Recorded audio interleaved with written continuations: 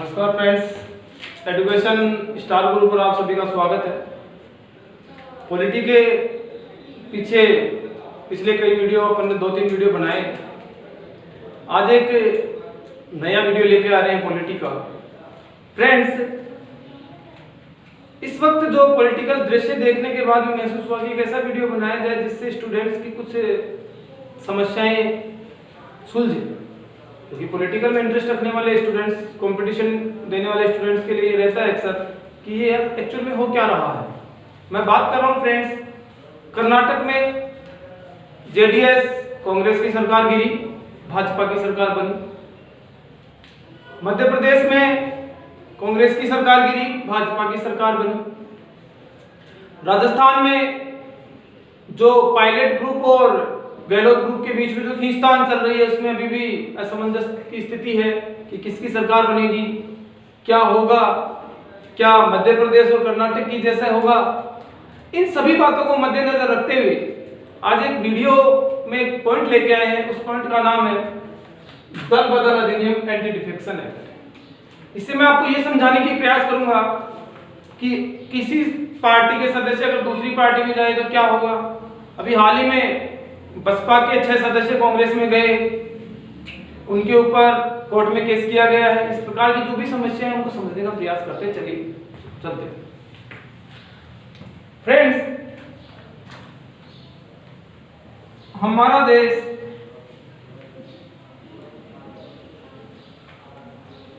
अगस्त 1947 को आजाद हुआ और 15 अगस्त 1947 को जब हमारा देश आजाद हुआ तो हमारे संविधान को लिखा गया। पहले 26 जनवरी 1950 तक संविधान बनकर तैयार हो गया, लागू हो गया। लेकिन किसी भी चीज को लिखने में कुछ त्रुटियां रह जाती हैं या फिर वो भविष्य को मद्देनजर रखते हुए उन पे ध्यान नहीं जाता है। तो हमारे चुनावी जो पार्टियां थी वो चुनाव लड़ती थी और चुनाव लड़कर किसी भी दल से चुनाव लड़ा और दूसरी पार्टी में चले गए। जैसे फॉर एग्जाम्पल मैं आपको यूं समझाना चाहूँ कि मैंने ए पार्टी से चुनाव लड़ा और चुनाव लड़ने के बाद में मैं बी पार्टी में चला गया। ये एक नॉर्मल सा खेल था। जनता के साथ विश्वासघात किया जा रहा था, किसी पार्टी से चुन रहे थे, दूसरी पार्टी में जा रहे थे। एक इंसिडेंस होता है 1967 में।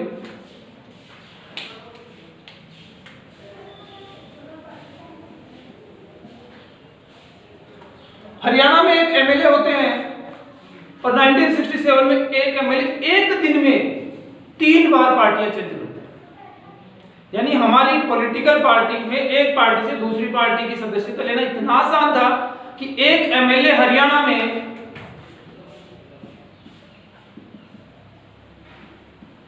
एक दिन में 3 बार पार्टी चेंज करते हैं। तो एक ऐसे नियम की, एक ऐसे अधिनियम की आवश्यकता हुई जिससे इस हॉर्स ट्रेडिंग बोलो, एक पार्टी से दूसरे पार्टी में मंत्री का लालच, पैसों का लालच, किसी भी प्रकार से दूसरी पार्टी में जाने के इस कदम को रोकने के लिए एक बहुत ही कठोर कानून की आवश्यकता हुई। और उस कठोर कानून जो बना वो 1985 में बना। 1985 में भारत के प्रधानमंत्री थे राजीव गांधी।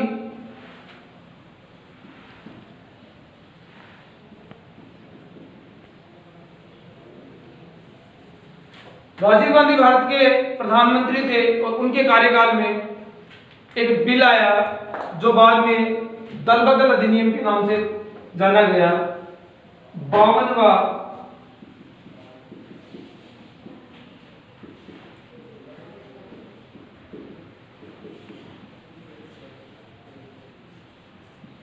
पहला पॉइंट था कि संविधान में 52वां संविधान संशोधन किया गया और 1985 में राजीव गांधी जी के द्वारा, प्रधानमंत्री राजीव गांधी जी के द्वारा दल बदल अधिनियम पारित किया गया।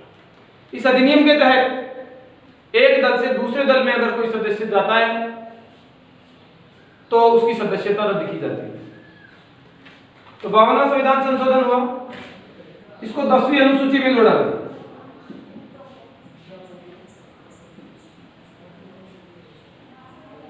तो हमारे पास एक ही चीज पे 2 पॉइंट बन गए कि दल बदल अधिनियम कब पारित हुआ, 1985 में। उस वक्त प्रधानमंत्री कौन थे? मिस्टर राजीव गांधी साहब थे। कौन से संविधान संशोधन के तहत? 52वें संविधान संशोधन के तहत। और कौन से अनुसूची में जोड़ा गया? 10वीं अनुसूची में जोड़ा गया। उसके बाद में भी ये होने लगा कि अगर आप किसी पार्टी में से चुन के जाते हैं तो इसका मतलब तो ये हो गया कि आपने ए पार्टी से चुनाव लड़ा और आप बी पार्टी में बिना इस्तीफा दिए जा नहीं सकते। ये भी गलत है, क्योंकि हो सकता है कि किसी पार्टी की आइडियोलॉजी कुछ समय के बाद में चेंज हो जाए, किसी इंसान को ये लगे कि मुझे ये आइडियोलॉजी पसंद नहीं है, तो ये भी बंदी से भी नहीं होना चाहिए। तो इसके बाद में अपन चलते हैं 2002। फ्रेंड्स, इस कड़ी को जब आगे बढ़ाएं तो 2002 की बात करते हैं। 2002 में अटल बिहारी वाजपेयी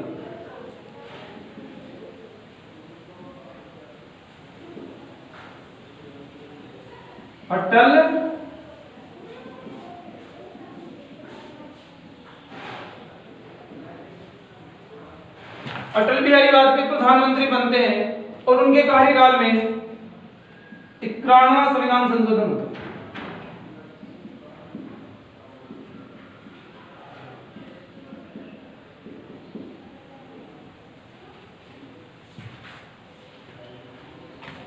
अभी वर्तमान में 91वां संविधान संशोधन दल बदल कानून के रूप में है।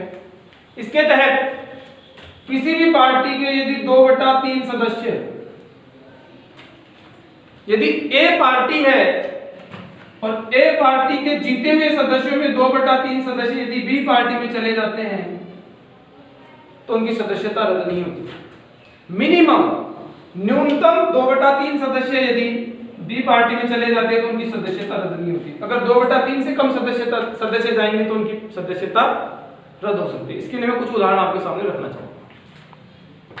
फ्रेंड्स,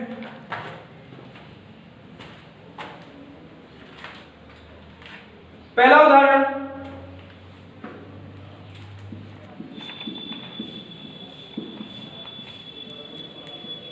सिक्किम का है। सिक्किम में पिछले साल चुनाव हुए और चुनाव में 2 पार्टियां मुख्य वहां की,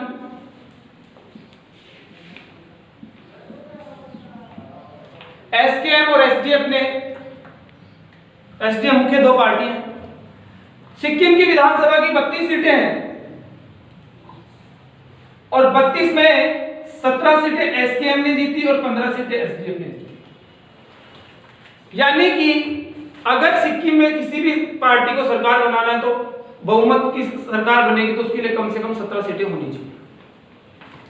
17 सीटें एसकेएम ने जीती। एसकेएम का मतलब सिक्किम क्रांतिकारी मोर्चा, एसडीएफ का मतलब सिक्किम डेमोक्रेटिक फ्रंट।